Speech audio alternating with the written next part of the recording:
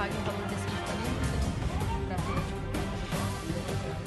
sei, tem que falar no valor também. Alô, alô, satisfação começar mais um programa Gente que Fala. Eu sou Liliane Ventura e você está ao vivo conosco simultaneamente pela Rádio Trianon 740M, Rádio Universal 810 AM de Santos. Alô, Baixada Santista. E para o Brasil e o mundo pela tvexito.com.br, tvetica.com.br. Ao vivaço, você nos acompanha de meio-dia a uma oportunidade única de você, inclusive, expressar o que pensa. Por isso é gente que fala. Porque tem gente que fica mudo, não fica? Diante de tanta situação, fica engasgado aqui, passa mal aqui. Não, aqui o povo fala e pode falar mesmo. De que forma, Liliane? Através do telefone do ouvinte, que é o 11 5081 3782. Não anotou? Vou repetir. 5081 3782. Dentre muitos assuntos, eu quero dar destaque para esse aqui, ó. Plástica pode reparar cicatrizes de queimaduras. Som com volume excessivo pode levar à surdez total. Blog fala da rotina da endometriose. Nunca é cedo nem tarde demais para cuidar, sabe do quê? Dos dentes. Tem gente que só na tenra idade, né? No início de vida, agora já estou comprometido, né? Cada vez mais a gente vê aí adultos usando aparelhos ortodônticos, e que bom, né? Corrigindo o sorriso, tendo autoestima, tudo isso na hora e vez dos nossos amigos, queridos e ilustres convidados, como ela, a cirurgiã plástica Maria Carolina Coutinho, vice-presidente da Sociedade Brasileira de Queimaduras Regional São Paulo. Tudo bem? Seja bem-vinda, doutora. Obrigada, bom dia. Eu, se encontrasse na rua, ia dizer assim, estuda onde? Mas já é doutora, né? Já faz 6 anos. Já 6 anos? Já. Muito bom. Ele também é a mesma coisa. O cirurgião dentista Rodrigo Souto Genícolo Vieira, especialista e mestre em ortodontia, ortopedia facial. Tudo bem? Olá, Liliane. Obrigado novamente pelo convite. E a gente fica feliz em tê-lo aqui. Em casa, tudo bem? Aquela família tudo linda, ótimo. Doutora Ônio? Tudo maravilhosamente bem. Leve o nosso abraço, por favor. Também comigo a jornalista Caroline Salazar, autora do blog A Endometriose e Eu, e capitã no Brasil da marcha Milhões de Mulheres pela Endometriose. Seja bem-vinda, tudo bem? Tudo bem, você. Muito obrigada e muito obrigada pelo convite. Eu já quero agradecer, inclusive. Mostra aqui, Fernanda. Vou estar de look novo, porque eu ganhei da minha amiga aqui essa camiseta em prol dessa marcha bacana que vai acontecer. Eu já vou te contar quando vai ser. Olha que bonita. Uma camiseta gostosa que vocês vão me encontrar usando aí, com certeza, por muitas vezes. Obrigada pelo presente. Obrigada. Viu? E, assim, foi um prazer te reencontrar, que a gente já se conhece já há muito tempo, né? Muito bom. Você só precisa dizer se está a mesma coisa. Porque mulher, tem quando pelo menos uns outra, 6 anos que eu te conheço. A mulher, quando encontra outra, tem que falar assim, está a mesma coisa. Se falou que mudou, aí a gente já fica você tá igual. Obrigada, querida. O otorrinolaringologista Perboa Lacerda Sampaio, ele que é chefe do grupo de cirurgia plástica funcional da Clínica de Otorrinolaringologia do Hospital das Clínicas. Satisfação em tê-lo aqui. Tudo bem, doutor Perboa? Obrigado pelo convite, querida. Seu programa presta um serviço bem maior do que o que você pensa. Que maravilha. A gente fica muito feliz por isso, porque essa sempre foi a intenção e é do nosso querido diretor-geral, Fausto Camunha, que nos dá essa chance aqui de todos os dias de meio-dia a uma tratar de diversos assuntos. Aí você perdeu de meio-dia a uma? Perdeu nada. Baixe o aplicativo da TV Êxito aí no seu celular, no seu smartphone, porque aí você vai ter a oportunidade de assistir a esse e outros programas já realizados. Quartas-feiras, a gente trata especificamente saúde, né? A gente dá prioridade para a saúde aqui, quando você pode conversar com os especialistas, pessoas que estão envolvidas no universo da saúde. Então, não perca essa oportunidade, mais uma vez o convite para que você ligue e participe. 11 5081 3782. Vamos começar com esse assunto. Cerca de 40% das cirurgias plásticas têm a finalidade de reparação. A maioria delas de cicatrizes causadas por queimaduras. Nesses casos, a cirurgia é realizada conforme o cálculo de toda a área da superfície afetada e o seu alcance e profundidade, e avaliada de acordo com o grau de destruição celular.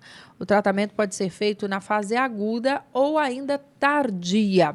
Aguda é quando o paciente acaba de chegar vítima de um acidente, enfim. Isso, na verdade, o tratamento na fase aguda, ele é no momento da queimadura ou nas semanas subsequentes, quando a pessoa ainda está internada ou ainda tem feridas abertas. Tardia é quando o intuito é só você corrigir a cicatriz deixada pela queimadura. Aonde é mais difícil restabelecer essa pele? Olha, Ou o lugar mais difícil, esteticamente falando, sempre é a face, É a face. né, o rosto. Porque a gente utiliza como método para você restabelecer a área queimada um enxerto de pele. Então, a pele é retirada de alguma outra área para ser colocada na área que foi perdida. E a área principal de onde é retirada a pele é da coxa. A pele da coxa é um pouco mais escura do que a pele da face. Então, o resultado estético é um pouco mais pobre. Como que a gente escapa disso? A gente sempre é da coxa? A coxa, não sempre, mas é o primeiro local onde a pele é melhor. A gente tem uma área boa de pele e a pele é melhor para ser usada como enxerto. E a gente escapa disso utilizando a pele do couro cabeludo, que tem a tonalidade mais próxima da pele da face, mas tem o inconveniente de que você tem que raspar o cabelo da pessoa para poder retirar a pele, né? E Aí não é meio nasce ruim. em loco depois? Na face? Depois? Então, a queimadura de terceiro grau, que é aquela que ela afeta todas as camadas da pele, a pele não é restabelecida mais. Não. Então, tem que ser feito um enxerto. Se for até um segundo grau profundo, ela pode nascer novamente, né? Cicatrizar, mas ela pode deixar uma cicatriz muito ruim na estética. Então, às vezes, Na a gente... área onde você é o doador, você falou da coxa, Área do couro, doadora, couro cabeludo. O que faz? O que põe no local onde tira isso? A gente coloca um curativo, inicialmente, que é... Dependendo do serviço de tratamento de queimaduras, é um ou outro. E até 14 dias a pele é restabelecida, porque ela não é retirada na sua integridade total, toda a espessura. É uma pele superficial que é tirada, então ela cicatriza espontaneamente, com a ajuda de alguns curativos específicos. E aí... E depois o cabelo cresce, pelo, Normalmente. tudo normalmente. Os folículos são mantidos. Mas você falou de que raspar, tem que raspar na totalidade a Tem cabeça? que raspar para você poder tirar a pele, né? Imagina só a dificuldade de você tirar a pele com o cabelo, né? Então, no caso da mulher, isso é uma coisa que dificulta. Você não vai raspar, deixar a pessoa, além de queimada, a pessoa ainda vai ficar Ainda careca. com a questão da mulher, quando você fala assim para ela, ó, você vai raspar o cabelo e vai ficar com o tom da pele mais parecido com sua face, ou você vai tirar da sua coxa e vai... Qual é a opção primeira lá? A maioria acaba optando por tirar da coxa. É mesmo? Não quer, é difícil perder o cabelo, né? Isso é uma coisa difícil para uma mulher. É verdade. E a parte da região da coxa é indiferente? Pode ser interna, externa?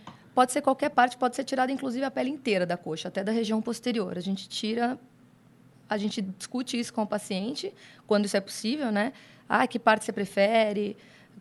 No caso das mulheres, a gente costuma tirar o mais próximo do início da coxa para que ela possa, se ficar alguma cicatriz, alguma área de mancha, possa ser coberto por uma saia, né? Não apareça quando a mulher coloca uma saia. E a cicatrização acontece na mesma velocidade?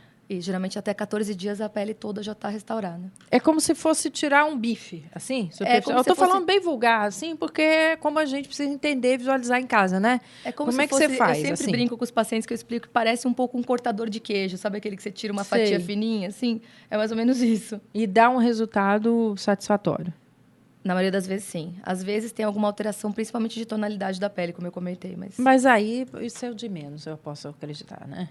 Em relação ao que a pessoa sofreu Sim, com certeza. ou que ela pode... Há muito tempo você faz isso já? Já, eu decidi fazer plástico por causa de queimaduras, que é uma área que sempre me interessou.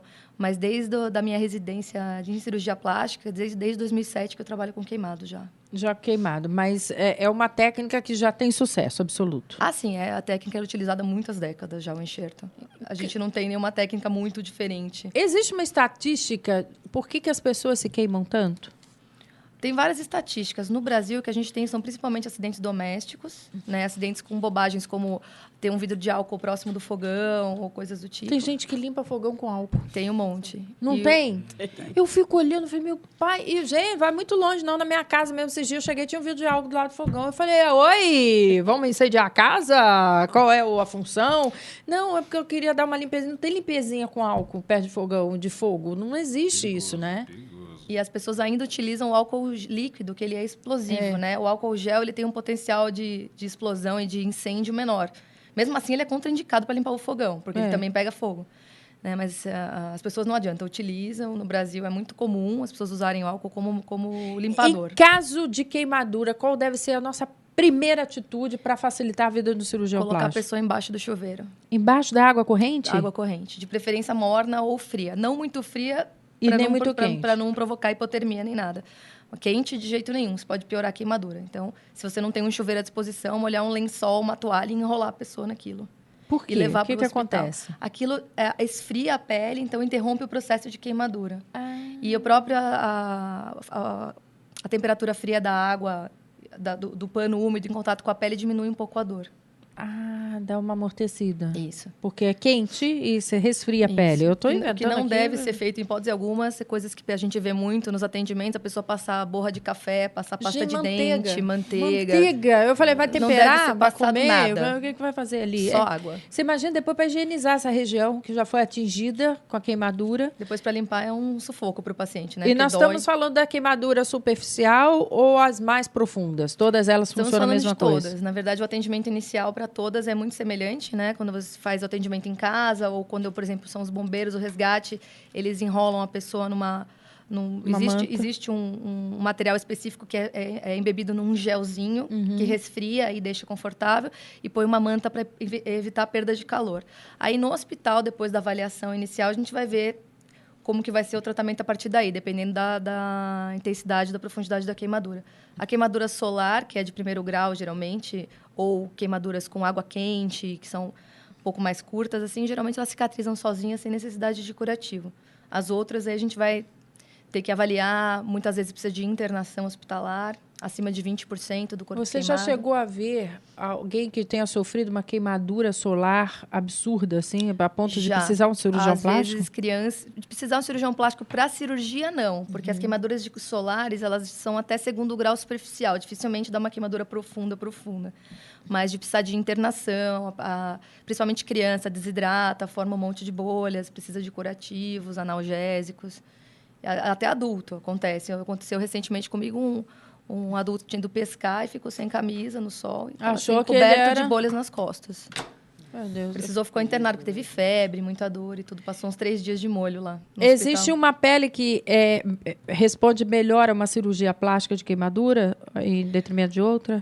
As peles mais espessas, mais grossas, as áreas do corpo que a pele é mais grossa, elas têm melhor cicatrização e menor chance de a queimadura de espessura total destruir a pele completa, né? Aquela queimadura profunda, que são as peles das costas, da palma da mão e da planta do pé. Infelizmente, nenhum lugar é muito estético, né?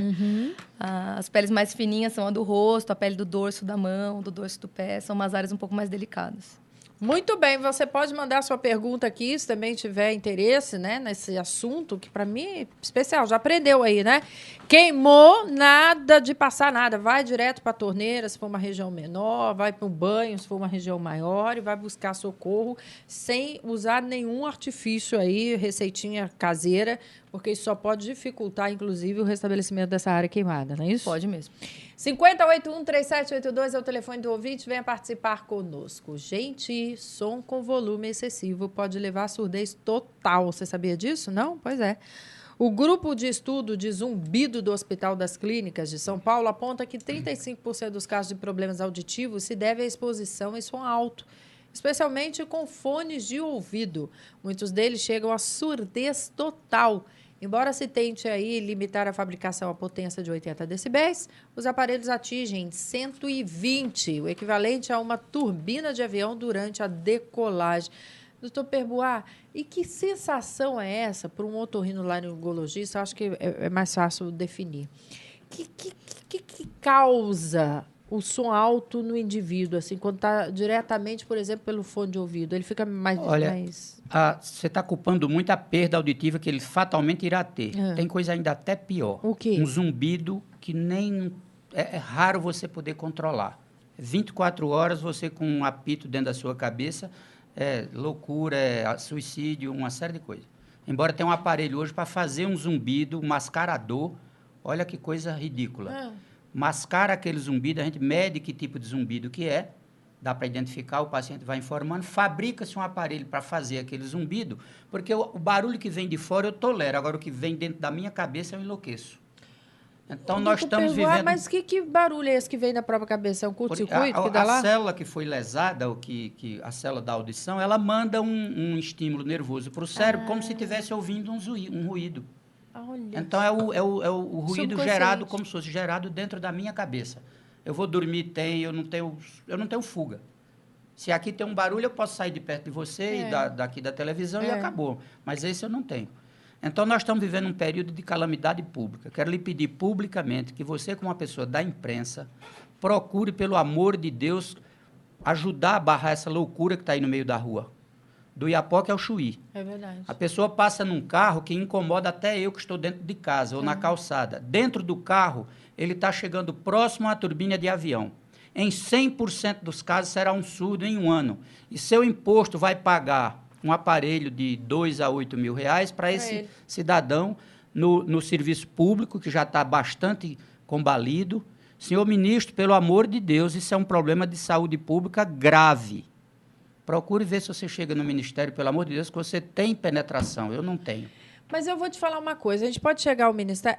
Aí eu vou fazer um outro questionamento que é muito grave. Pois não. O cidadão fumou, escolheu fumar a vida inteira. Ele vai depois ter um serviço no SUS gratuito, que é o que paga. Ele optou. Ah, Liliana, eu sou viciado. Mas antes de ser viciado, se um dia você pegou o cigarro. Ninguém fuma o cigarro que não seja espontaneamente. Não é verdade ou não? É verdade. Então, o problema é seu. Se você fuma, se você sabe que você pode ter ou não um problema, que você faça uma poupança visando isso. Se o cara opta por ouvir né, que não seja a função, o trabalho ou alguma coisa, é problema dele. Mas eles não sabem disso. A gente precisa dizer para eles o que ele está correndo de risco. O coitadinho não teve educação. Tem que ter ele não foi campanhas, educado desde cedo. Você acha que esse é o caminho, primeiramente? Claro, eu acho que é educar, falar, mas eu acho que proibir, sei lá. Os especialistas do Ministério poderiam tomar a medida correta, que eu não sei se o que eu estou sugerindo é correto. Mas, assim, uma proibição, você não multa porque você estacionou errado, porque você está causando um problema público. Pois ele também está, ele é público, ele está sem saber, porque ninguém faz isso de propósito. É o coitadinho que não teve orientação. Mas ele ficará surdo não sei se completa um ano. Esse que anda dentro do carro com aquele... Tá, você está falando do carro. Agora vamos falar das raves. Eu já sei que você está falando aí, que você vai falar que eu sou contra a rave. Eu só quero dizer que alguém me fale alguma coisa a favor da rave, porque eu fui pessoalmente e acho um lixo, né? E normal ninguém fica lá dentro, filho. Ou vai, entendeu? Não dá para ficar normal. Ah, Lilia, não dá. Virar noite e dia no batidão, numa rave, não dá. Se não tiver um subterfúgiozinho, não fica. Tá bom? Que eu também sou contra o subterfúgio, mas enfim... Mas você vai pagar do seu imposto esse aparelho. Esse povo que frequenta a rave, batidão, também corre esse risco? Claro, claro. Uma turbina de avião está destruindo já a cóclea, o ouvido interno. Já está destruindo o neurônio que capta o som, que informa para seu cérebro o que é que você está escutando. Já estou lesando ele. Com 80 decibéis para cima, 110 é uma turbina de avião. E você não pode chegar perto de uma turbina de avião que você vai destruir seu ouvido. E destrói parcialmente, você fica com um zumbido 24 horas por dia, além da perda auditiva. O aparelho é pago pelo seu imposto, o sistema de saúde vai ter que pagar. E a gente tem que fazer alguma coisa, campanha de esclarecimento, proibição, não multas por outras coisas tão simples. Eu não sei sugerir ao ministro da Saúde o que fazer. Eu não tenho tanto conhecimento. Vamos conversar. Doutor Padilha, né, por favor. Isso vai pesar no nosso bolso. O Brasil já não está com essa bola toda de dinheiro aí na saúde. Um trio elétrico tem quantos decibéis? 90, 80. Não chega... Mas eu estou mais longe dele, em Campo Aberto, vá lá. Dissipa o som. Mas dissipa e não chega tão violentamente como quem está dentro desse carro. Para mim, é a pior coisa que eu vi agora. Eu entrei num carro, não fiquei um segundo. Não aguentei sair me sentindo mal. Então, imagina se o coitado que passa na rua, que me incomoda, eu que estou dentro de casa, imagina como ele está lá. Ele está acima de 100. É limiar, ele não completa um ano. Eu não sei se eu estou exagerando ou não, mas seria bom que você conversasse mais sobre isso especificamente. Acabei de atender uma pessoa de 18 anos, surdo, funcionário de uma firma, que o chefe mandou para mim, pedindo um favor, e o carro dele era aquilo e ele está surdo, com 18 anos. Então, nós vamos bancar ele agora, pagar o aparelho para ele. Será que nós estamos com esse dinheiro todo? Porque está do Iapoque ao Chuí. Você pode ir em qualquer cidadezinha do interior pequenininha que está lá, os carros parando e o cara passa se achando a bala, bombando. É o tal do tuner, né? Como é que fala? Tunado os carros, não é isso? Não é assim que fala? Que eles põem lá uma potência, eles acham que eles sejam um trio elétrico. Olha, eu estou indignado. Não sei como é que não se toma alguma medida urgente. Isso é calamidade pública, viu? Com certeza. Isso sem falar em alguns encontros que acontecem entre jovens também, em periferia, que eles acham que o ouvido dos outros é pinico, né? Que tem que ouvir o que eles querem ouvir. Você não tem nem opção de escolher o que você vai ouvir. Eles impõem naquela altura absurda. O fone de ouvido em si, não sei se a gente pode culpá-lo. Tá certo que a limitação dos 80 deveria ser respeitada. Deveria se conseguir isso. Se eu uso meu fone de ouvido em volume baixinho, não tem problema nenhum. Talvez eu esteja até protegendo quem está próximo a mim. Eu tenho o direito de ouvir, mas que eu saiba, que eu tenha educação para botar um volume adequado. Agora, aquele que estoura, bom, ele vai pagar um pato danado. Tá vendo? Pode fazer pergunta aqui pro doutor também, Perboar, sobre audição. Já já ele responde mais. Agora eu quero contar para vocês do blog que fala da rotina da endometriose, gente. Você sabe muito bem. Eu já recebi aqui várias vezes. Eu vou espirrar um minutinho. Desculpa, Saúde. viu? Vamos lá, obrigado. O programa ao vivo é assim, né? A endometriose é um problema ginecológico que afeta a qualidade de vida, o sono e a rotina sexual das pacientes. Ainda assim, ela não é reconhecida socialmente. Pensando nisso, a jornalista Caroline Salazar, portadora da doença, criou o blog A Endometriose e Eu, onde narra diversas experiências que já se tornou aí, inclusive, o mais lido do mundo sobre o tema, inclusive por médicos e cientistas. Muito bem, Caroline, você soltou a voz e a escrita porque você se sentia não ouvida? Sim, na verdade, o primeiro ponto eu pensei que eu fosse escrever para mim mesma, porque eu fiquei desempregada um tempo, na verdade, sofri preconceito. Preconceito, porque eu tinha um tratamento para fazer e eu fiz pelo SUS, que foi justamente da dispareunia, da dor durante o sexo, né? E eu não tinha o dinheiro para fazer particular e eu tinha toda quarta-feira, durante 1 ano e 11 meses, das 15 às 16 horas, a físio. E durante todo esse tempo, ninguém, assim, ainda foi na época da crise, eu não estava mais... Antes eu frilava, né? Que foi até onde a gente se conheceu, enfim, depois fiquei fixa, mas não tinha mais frila, então eu tinha que arrumar um trabalho fixo. E assessoria, revista, nada. Ninguém, assim, poderia me liberar essa 1 hora. Eu até me propus em não fazer o almoço para poder fazer essa massagem, né, a fisioterapia uroginecológica, que também é pouco conhecida, pouco divulgada. E daí, como jornalista, eu fiquei ali presa, incompreendida. E eu comecei a escrever a minha história no começo, né? Já faz tempo que eu não falo sobre mim, que hoje o blog é de todo mundo, todas as mulheres, enfim, famílias. E eu comecei a escrever a minha história, mas eu jamais imaginei que seria um dia o mais lido, mais de 1 milhão de acessos e que eu poderia ajudar alguém, porque para mim era só eu que sofria tudo aquilo.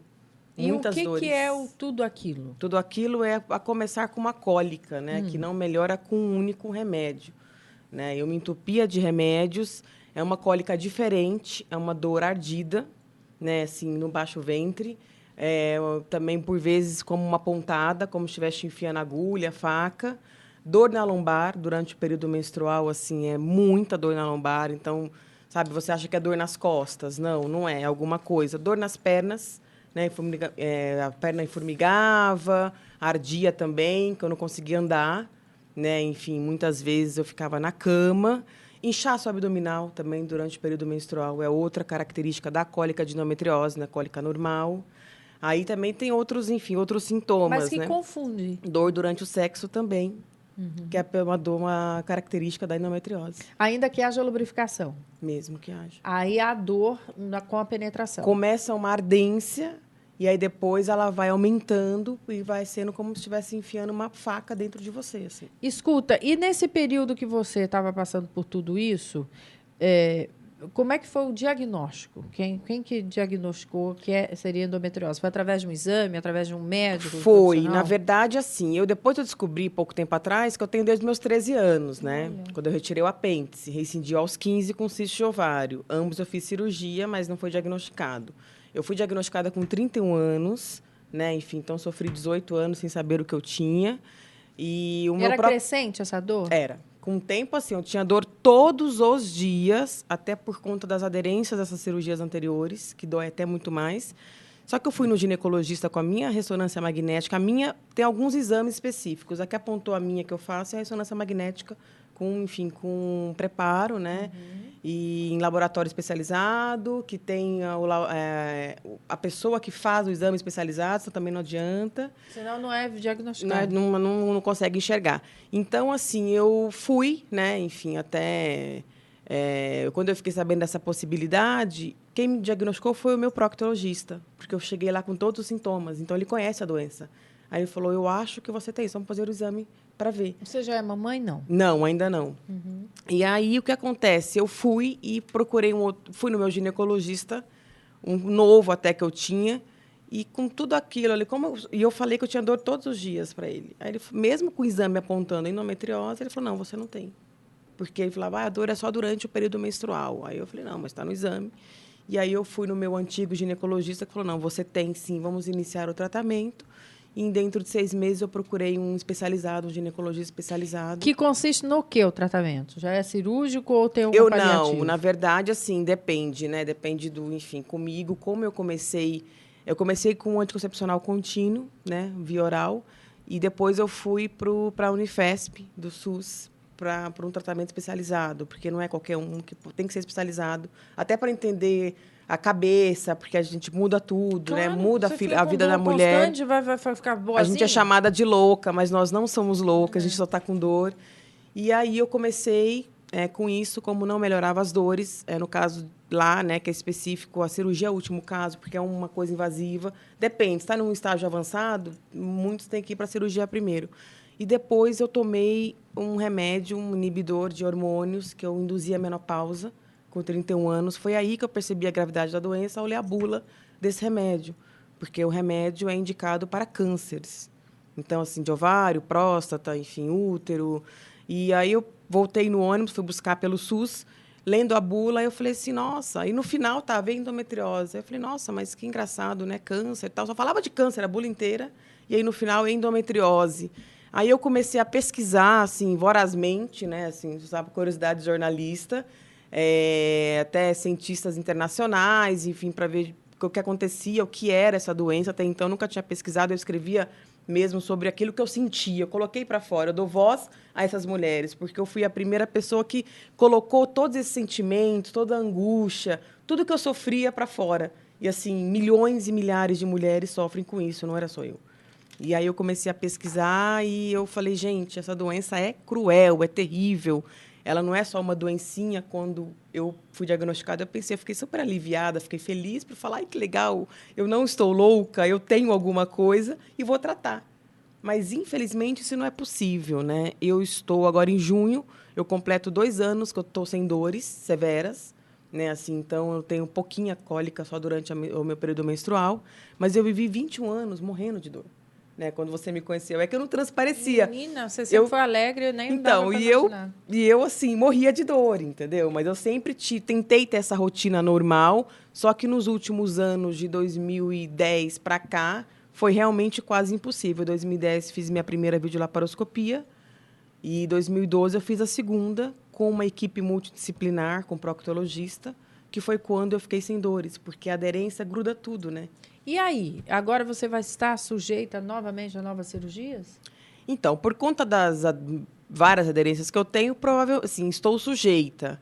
Mas, assim, sem nenhum foco, enfim, com tratamento, eu optei por um outro tratamento após a minha segunda cirurgia.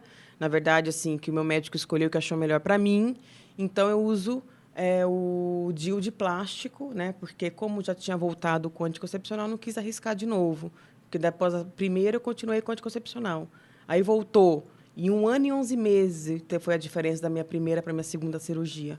Aí eu fui, estou com um DIU de plástico, que para mim está sendo assim uma coisa maravilhosa. Infelizmente não funciona para todo mundo. Claro, mas aí precisa ter esse acompanhamento que você foi buscar corajosamente. Justamente. Ela, gente, veio aqui fazer um convite todo especial, que é a marcha que acontece mundial. Já coloca aí na sua agenda, dia 13 de março de 2014, que tem por objetivo de pedir o reconhecimento da doença como social, né, pelos nossos governantes, em especial pela presidente Dilma.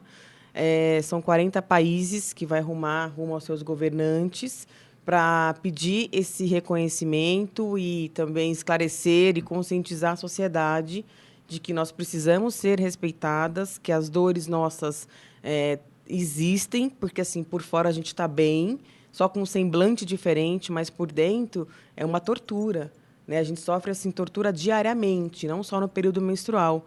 E assim, estamos em busca dos nossos direitos, né? E eu fui eleita capitã no Brasil, por enquanto são 10, 11 estados que têm as suas coordenadoras que vão também rumar aos seus governantes, e a marcha principal no Brasil vai ser em Brasília.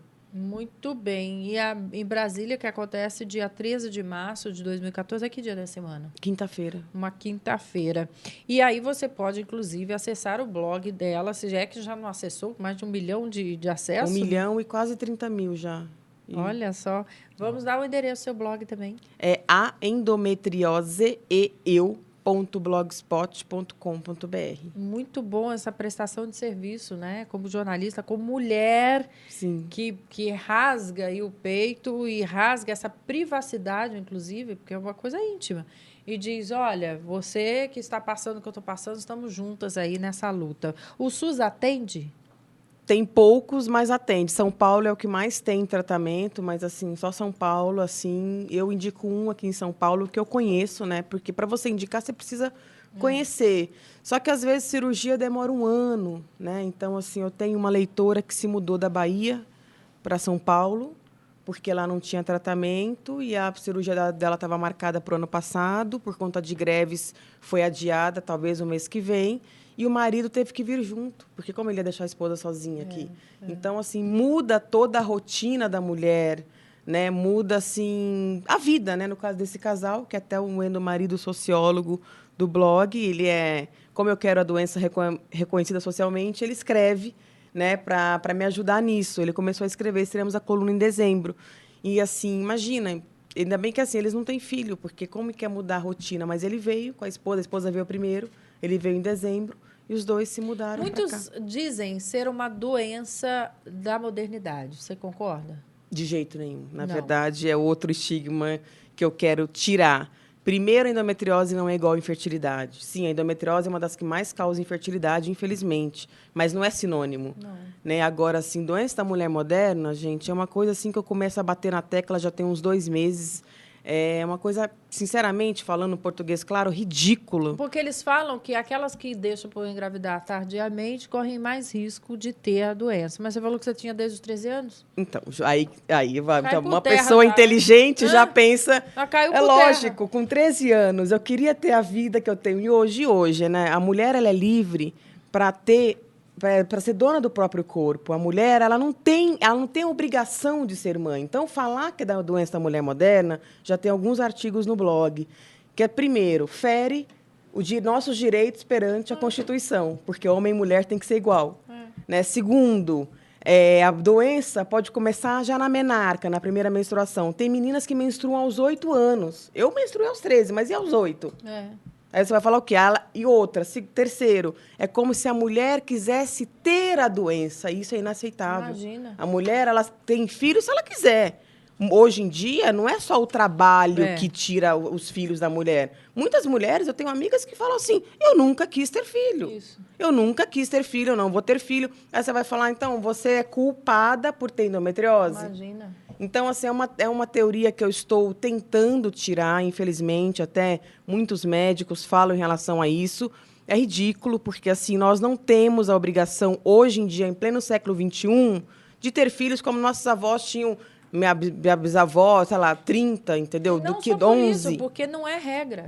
Não. Não é determinante que você vai ter endometriose sem engravidar tardiamente ou não engravidar ou não optar por E a gravidez não é a cura para a doença. Isso. Então, assim, não existe isso. Eu adorei que você tocou nesse assunto, porque esse é um tema que eu já estou falando há 2, 3 meses e que ninguém falou ainda também. Né? Porque todo mundo fala doença da mulher moderna. Eu mesma já escrevi textos antes de ler tudo isso, né? Até falando, é conhecida como a doença. Depois você começa a pesquisar, você fala assim, gente, é ridículo. É verdade. Primeiro que fere a Constituição, né? Dos direitos Vai saber iguais. o que tem por trás dessa frase, né? É uma frase texto, machista, né? né? Você Vai saber concorda? o que tem, não é É uma mulher frase moderna. machista, mas é dito por ginecologistas mulheres também. Mas é uma frase completamente Desinformação machista. é um problema. E a desinformação é um grande problema. Por isso eu leio Caiu o blog. por terra, entendeu? Já Caiu não tem por mais. terra. Ei, adorei. Muito bom. Olha aí, gente, nunca é tarde ou cedo para você começar a cuidar dos seus dentes. É consenso entre os dentistas que devemos estar sempre atentos à saúde bucal. Isso inclui desde a amamentação, por causa da musculatura bucal, os cuidados com as mamadeiras e chupetas, as escovações, as primeiras alimentações da infância e a primeira visita ao consultório do dentista. Afinal, como deve ser cada uma dessas etapas, hein, doutor? Bom, já que estamos falando um pouco de amamentação, vamos falar desde o nascimento do neném, né? Teve o neném, além de cuidar da própria boca, tem que cuidar da boca do filho, da criança, né? A amamentação é importante fazer higienização com gaze, independente de nascer com ou sem dentes. Caso Como assim? Nasce com dente? Existem, Sério? com certeza, existem bebês que já nascem com dentes. Olha, É fundamental, muitas mães sofrem com a doença de Higa-Fed, ela sofre ao fazer a amamentação com o seu filho. Nesse caso, logo ao nascimento, se nascer com dentes, é importante levar ao cirurgião dentista para ele fazer o alisamento do dente, para parar de machucar a mãe. Você vai morder o peito da mãe lá, coitada. Senão, coitada da mãe durante a amamentação. Nessa fase é fundamental a gente fazer higienização com gaze para limpar a boca do neném. E a pasta de dente, conforme o neném vai crescendo, é importante utilizar uma pasta sem flúor, pois o flúor em excesso pode gerar a fluorose dentária. A partir do momento que a criança passa a ter a consciência ela aprende a cuspir sem ingerir, já é fundamental fazer a troca por uma pasta de dente com flúor, né? E eu aconselho a todos os pais a não dar pastas com gostinhos para os seus filhos. Por quê? Pois muito deles comem, fazem ingestão, eles ingerem as pastas de dente. Eu já tive casos, eu já escutei crianças que passavam a pasta de dente no próprio pão e comiam como sanduíche. Isso é um absurdo, né? Todas elas tiveram fluorose. Que eu falo, essa fluorose, você já comeu pasta de dente? Eu passava no pão e mandava ver. Eu falava, não pode. E o fluorose não pode. Acontece o quê? Aqui no governo de São Paulo, a Sabesp é fantástica no tratamento da nossa água e no controle da quantidade de ppm de flúor. Após o controle, a ingestão de flúor nos postos de abastecimento, diminuiu-se em 60% o índice de CPOD, cariados, perdidos, obturados. Então, hoje, a gente diz que a ortodontia, né, mudando um pouquinho de assunto, é a especialização do futuro, pois grande parte da população que toma água do filtro da Sabesp, eles não estão mais tendo cárie. Isso é muito bom para se alinhar os dentes. Agora, para quem trata cárie, não é tão bom assim, né? Mas é bom que nós não estamos... A população inteira diminuiu muito o índice de cariados, né? Então, é interessante fazer a utilização de uma pasta de dente Mas aí, tudo bem, eu bebo água da torneira... Do filtro. Ah, bom. Nada Tem de torneira. Tem que colocar num filtro. O que a gente tem visto, geralmente, famílias que são mais enriquecidas, têm um melhor nível financeiro, muitos deles falam, meus filhos só tomam água mineral, eles não tomam água do filtro. Muitas vezes, essas crianças apresentam cárie, pois o flúor que contém na água mineral é menor do que o que contém da água pública. Você vê que eu tô pobre mesmo, que lá em casa sabe o que tem? Aquele fio de barro. Adoro água de fio de barro. Então, esse é o ótimo filtro. Mas eu adoro um filtrinho de barro. A água sai na temperatura ideal, nem gelada, nem fresquinha, né? Aí o povo chega lá em casa, vê uma cozinha moderninha, vê aquele filtro lá, fala o quê? Isso aí é uma coisa, é um apego à casa da minha avó. Né? Porque me remete à casa da avó. Não sei se na casa da avó de você já era rica também, não tinha de barro. Mas lá eu ia beber minha aguinha e me remete, e as crianças também têm acesso, não tem perigo, eles mesmo pegam a aguinha deles, enfim. Mas esse é o ideal. Sem dúvida, esse é o ideal. É também interessante fazer o acompanhamento aos 6, 7 anos de idade, levar o seu filho num ortodontista, que é o início da troca dos dentes de leite pelos dentes permanentes, para ver se eles vão ter condições de espaço na arcada dentária, se não tem nenhuma deformação nas arcadas, para possuir uma boa mastigação. Quem tem os dentinhos certinhos quando criança, significa que eles terão na segunda dentição também certinhos? Não. Não. O ideal na infância é ter os dentes de leite separados. Os dentes permanentes, eles são maiores que os dentes de leite. Por esse motivo, se não existirem espaços entre os dentes de leite, provavelmente, na troca, os dentes permanentes viram tortos. Então, é necessário fazer uma terapia interceptadora, entrar com um aparelhinho ortodôntico para expandir as arcadas, gerar os espaços, para quando trocar pelos dentes permanentes, eles não vierem tortos. Certo. A cidade de São Paulo tem um grande problema de poluição. E essa respiração, a maioria das pessoas acabam respirando muito pela boca. E isso altera o crescimento. E altera também a condição das arcadas dentárias. A pessoa fica com um palato ogival, a maxila fica mais estreita e propicia... E tem que respirar como? Pelo nariz? Tem que ter a respiração nasal. Não pode nem ser mista e nem apenas pela boca. Tem que ser nasal. Então, é interessante levar no ortodontista e também no otorrinolaringologista para cuidar disso daí, fazer Já irrigação estamos nas com pontas soro. aqui cobertos, né?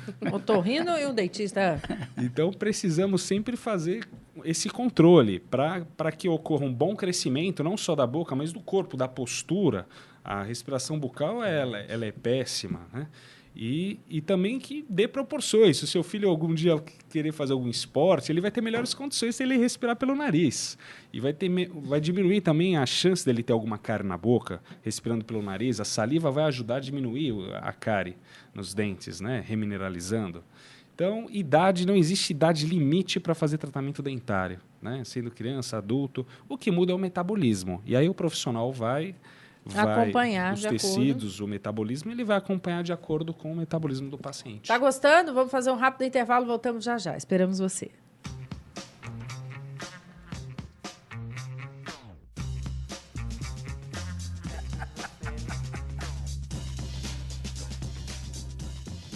Hoje a gente está aqui para fazer o que a gente mais gosta de fazer, que é indicar bem.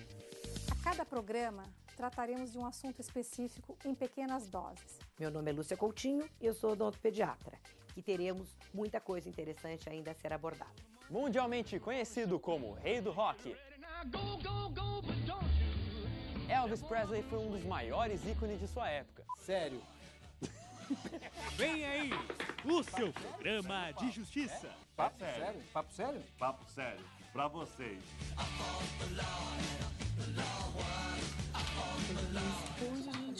Gente, estamos de volta com o programa Gente que Fala. Com boas notícias, Santa Catarina dá tratamento gratuito a vítimas de queimaduras. Pois é, a Assembleia Legislativa de Santa Catarina aprovou recentemente uma lei que concede tratamento gratuito a crianças e adultos com sequelas de queimaduras, incluindo a reabilitação física, cirurgia plástica reparadora, reabilitação psicológica, transporte público gratuito e direito à vaga de estacionamento. A ideia é reduzir ao máximo os problemas causados pelos ferimentos, que esses doem, né, e deixam marcas profundas. Os pacientes até brincam que eles ficam com a alma queimada, né? Que a pessoa certeza. fica o resto da vida com estigma de queimadura. A cicatriz nunca mais desaparece. E aí, essa iniciativa lá, você sabe partiu de quem, lá em Santa Catarina? Eu não sei, na verdade, o que eu acredito que tenha acontecido é que eles tenham feito um serviço integrado de tratamento de sequelas, porque as sequelas de queimadura elas são tratadas em todos os serviços de queimados do país. Elas acabam tendo pouco espaço porque a gente tem muito queimado agudo, né? Então, acaba que a mesma equipe não é capaz de cuidar de todo mundo. Nas duas unidades que eu trabalho, a gente percebe isso, que a gente tem tanto paciente com queimadura aguda que os pacientes sequelados acabam ficando para depois, porque eles já estão cicatrizados, já estão fora de risco, mas atrapalha demais. Às vezes, inclusive, atrapalha a fisioterapia, a movimentação. Algumas cicatrizes, elas causam dificuldades de movimentação de algumas áreas, da mão, do joelho, do pescoço.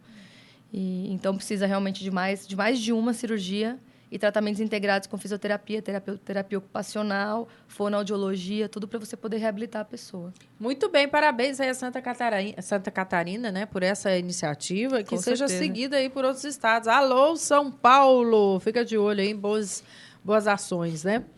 Quase metade das rinoplastias precisam ser refeitas. Você sabe o que é rinoplastia? A cirurgia de nariz.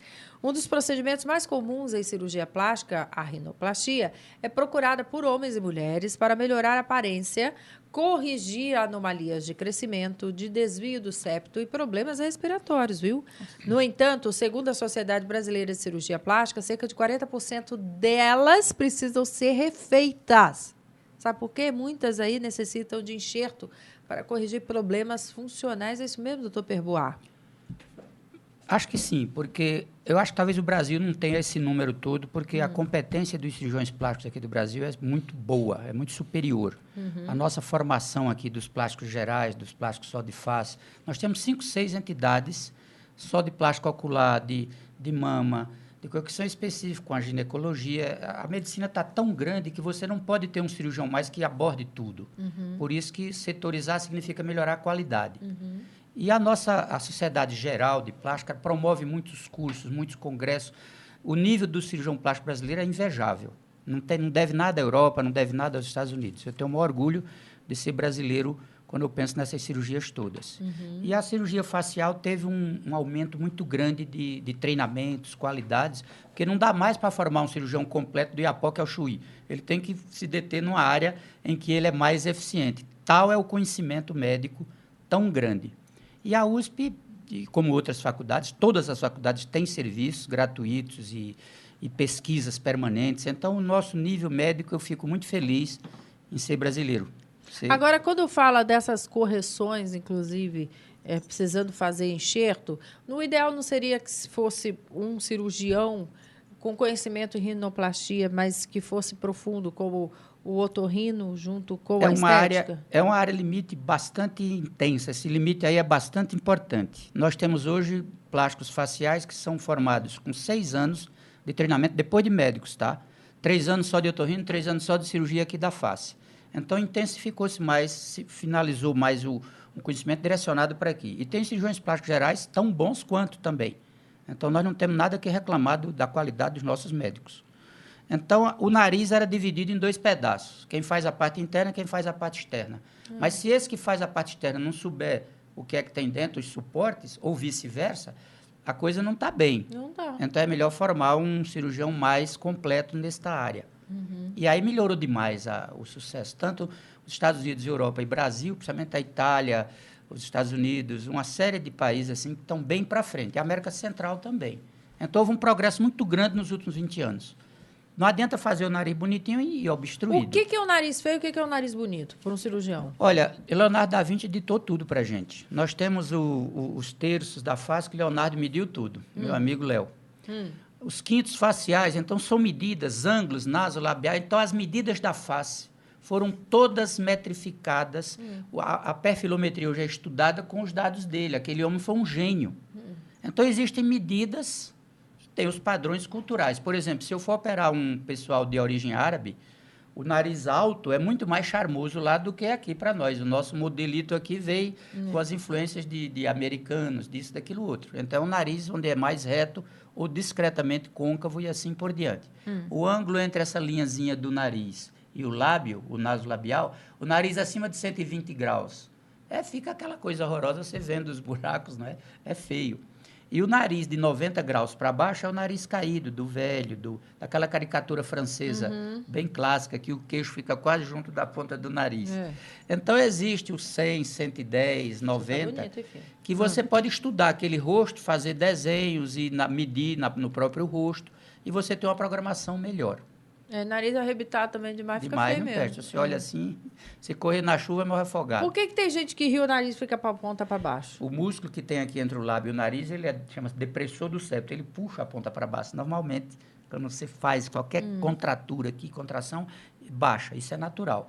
Tanto que com a idade, as coisas vão se afrouxando, vão tudo caindo, Cai tudo, né, meu filho? Vamos combinar, a ponta de tudo cai, quando os peitos, vai caindo tudo. Mas tudo bem, a gente fica feliz porque está envelhecendo, né? Porque se não caísse também é porque morreu novo, melhor tá certo? Do que parar no tempo. Não é melhor? Né? Vamos deixar. Aí, para isso, a gente tem os artifícios também, para dar uma melhoradinha para quem incomoda. 40% eu acho até um número alto. Não sei se porque a gente pertence a grupos assim, mais treinados. Eu acho.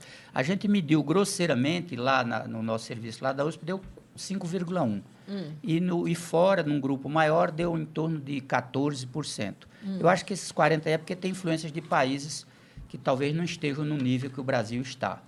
Perfeito. Mas eu acho que é uma estatística muito complexa da gente afirmar o número exato, porque são trabalhos muito dispersos, assim, que não é, muita gente não comunica, entendeu?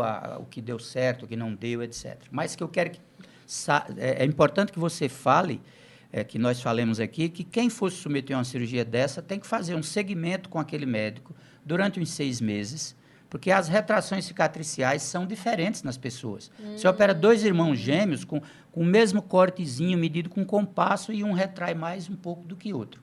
Se a pessoa não tem maturidade para encarar essa possível consequência e seguir com o seu médico para fazer depois a correção da retração, cuidado para não operar, que ele pode ficar triste. Então, ele tem que ser orientado, é obrigado por nossa sociedade a mandar o papel escrito, dizendo as estatísticas e tudo. Muito bom. Gente, falamos aí que é muito importante você cuidar dos dentes, do seu amorzinho, né? Porque são, assim, os nossos filhos, nossas pessoas que a gente ama. Mas também que você possa se amar para cuidar de forma tardia, né? Passando aí dos 25, 30, 40 anos. Não é isso que eu tenho visto bastante gente fazendo uso de aparelho ortodôntico. A resposta é a mesma entre um jovem e um adulto? Então, crianças 6, 7 anos de idade, estamos falando de ortodontia, né? A cada 15 dias é possível fazer uma ativação ortodôntica. O metabolismo é maior, o número de células mesenquimais indiferenciadas que vão fazer a formação de osso é maior nessa idade. Na fase adulta, 1 vez por mês é o suficiente. Agora, eu tenho uma paciente de 80 e tantos anos. Eu já acabei o tratamento dela, ela faz o controle comigo, mas as ativações eu fazia de 3 em 3 meses, pois ela já tinha mais idade, mas não era impossível fazer o tratamento, foi possível e foi bem sucedido. Então a gente tem que checar a idade e ver o metabolismo do paciente para ver conforme como que vai fazer essas ativações. Como é que vai ser, né? Olha, hora e vez, telespectador e ouvinte, a Mariana da Moca. Maria Carolina, existem hospitais especializados em queimaduras em São Paulo? O que eles têm de diferente dos outros? Existem, sim. Na cidade de São Paulo, a gente tem 6 unidades de tratamento de queimaduras. Não é um hospital, é uma unidade dentro de um hospital, que são os seguintes: o Hospital São Paulo, o Hospital das Clínicas, o Hospital do Tatuapé, o Hospital Geral de São Mateus, o Hospital Vila Penteado e, falei 5, faltou 1, meu Deus. Santa Casa não tem? Santa Casa não tem. Esqueci, já vem. O que eles têm de diferença é que eles têm uma unidade completamente fechada para o tratamento dos queimados. Então, é uma área separada com uma sala cirúrgica própria só para esses pacientes. Então, os pacientes são operados nesse setor, vai um anestesista lá, tem equipe especializada em troca de curativos, de enfermagem. É uma unidade climatizada, então ela é mais aquecida do que as outras áreas. Não tem ar-condicionado, porque o paciente queimado perde muito calor. E os médicos responsáveis são sempre cirurgiões plásticos e, muitas vezes, também médicos intensivistas. Muito bom. Desculpa, eu lembrei, a última é a unidade do Hospital do Servidor Público Estadual. Muito bom. O Ricardo Itaquera, Dr. Perbois, foram criados alguns projetos de lei para tentar limitar a potência dos aparelhos de som e até a venda de alguns deles. Por que será que eles não foram aprovados, hein? Olha, as forças, eu não posso afirmar propriamente. A intenção dos médicos e das autoridades da saúde são boas e ninguém vive fora de informação, não. O Brasil é um nível muito alto. Mas será que, do outro lado, não existe uma força muito grande das indústrias de equipamentos de forçar? Pressão, essa é a minha pergunta, porque é óbvio que deveria já ser limitado. Nós estamos fazendo surdo aí, adoidado. Olha aí, de certo. Belém, do bairro de Belém, o Jorge, para você, doutor Perbois, a surdez pode ter algum componente genético ou hereditário? Claro, tem famílias inteiras que têm genes que levam a isso. Mas acho que a grande massa é a educação, é a exposição a ambientes barulhentos. Tanto que as fábricas, toda fábrica é obrigada a ter o seu kit. As fábricas que eu visitei têm uma preocupação enorme. O operário, às vezes, não usa, mas ele tem que assinar um documento que recebeu o equipamento. E, às vezes, por culpa dele, coitado, ele não sabe que aquilo pode ser mal para ele, ele até esquece, porque dá trabalho de botar, não sei o quê, mas está errado. Mas as fábricas estão bem. Márcia, da Vila Ema, para você, Caroline, como saber se eu tenho endometriose, hein? Quais são os principais sintomas? Então, como eu já falei aqui, os principais sintomas, a cólica muito forte durante o período menstrual, ou até, enfim, antes ou depois também. Dores nas pernas, é uma cólica diferente, é uma cólica ardida, em pontadas, dores nas pernas, ardência nas pernas, inchaço abdominal, diarreia e prisão de ventre durante o período menstrual, né? Então, assim, que as fezes têm que ser normal. Desorganiza tudo. Né? Organiza tudo. Nossa, dor durante ou após a relação sexual, também é outro sintoma. Dor lombar durante o período menstrual. Então, assim, você anda, qualquer coisa que você faz, tá com a dor na lombar, isso também não é normal. E aí vai de mulher para mulher, porque tem muitas assintomáticas, né? Tem 30% não tem sintoma nenhum. Olha só. Então, é bom procurar um médico de sua confiança primeiro e falar tudo o que você sente, pedir exames específicos. No meu caso, foi o proctologista. Quem trata é o ginecologista. Mas, assim, você tem que ir no médico de confiança, de preferência, que conheça a doença. E aí, depois, ele te encaminha e depois você vai no seu ginecologista para poder começar a controlar e tratar a doença. A Luísa de Pompeia para o Rodrigo. Em um tratamento dentário que requeira várias sessões de anestesia, pode ocorrer problemas cardíacos? Não, a gente tem que analisar a base anestésica que vai ser utilizada. Então, se for utilizado com vasoconstritor, a pressão arterial será elevada, vai elevar a pressão arterial. Sem vasoconstritor, não vai elevar, vai abaixar a pressão. Um paciente hipertenso tratado, controlado, pode ser tratado como um paciente normal. Mas é interessante aferir a pressão antes de iniciar um tratamento odontológico, uma cirurgia grande. É interessante. Para ainda para o doutor Rodrigo, é a Antônia que fala conosco da Moca. Ouvi recentemente sobre o problema no nível de sódio na água e vi que a água mineral tem sódio, mas em diferentes níveis. Como saber qual é o ideal aí, pergunta? Olha, essa preocupação é o sódio. A gente necessita do sódio, a gente não pode ficar sem sódio, mas o importante é evitar a Coca-Cola, a Pepsi, que esses daí possuem números muito elevados de sódio, se a gente for comparar com a água. Então, a água é sempre algo saudável, né? Alguns países da Europa vão, em curto tempo, proibir o refrigerante dentro do território nacional. O sódio. Proibir? Proibir. Vixe, Maria, tá vendo? Olha, deixa eu falar aqui, Felicidade, medicamento controlado para a alma, uso contínuo. Já saiu o livro e a gente fica feliz, comemora, viu, Dr. Boa? Oh, que bom. Me conta aqui. E vai ser encontrado nas principais livrarias? Eles vão entrar na livraria agora esse mês. Foi vendido só em congressos médicos, porque a maioria me conhece, são meus alunos, se não comprar eu brigo com eles, aí compraram forçado. É sobre liderança, na realidade. São tópicos que você pode ler em 2 páginas apenas, porque eu queria aprender a liderar um pouco um grupo bravo que eu tinha, que não dava muito certo, e eu tinha todas as condições para ser bem, dentro da USP, material, sala cirúrgica, que não ia muito bem, então a culpa era minha. Então, eu fui estudar e pedi aos colegas da USP que me ensinassem um pouco como lidar com gente. E durante 20 anos a gente tinha um seminário rotineiro sobre os valores, como é que a gente constrói um líder, qual é a silhueta dele. Felicidade é apenas um item, são 3 pilares que seguram um líder.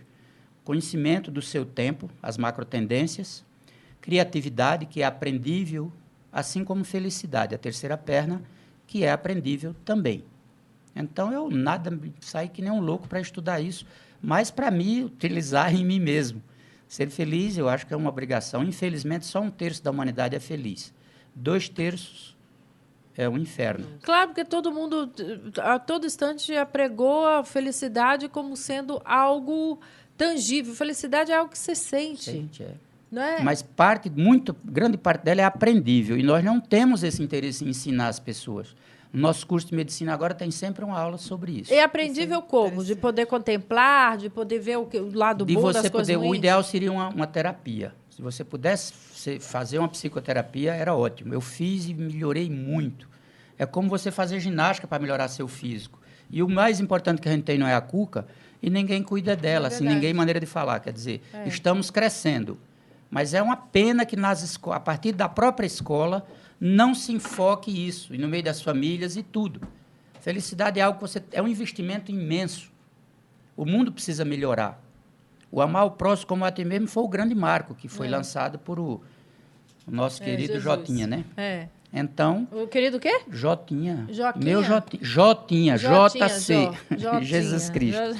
Ele foi a grande divisória de águas, né, nesse conhecimento. Então, é aprendível a felicidade e deveria ser obrigatório o estudo.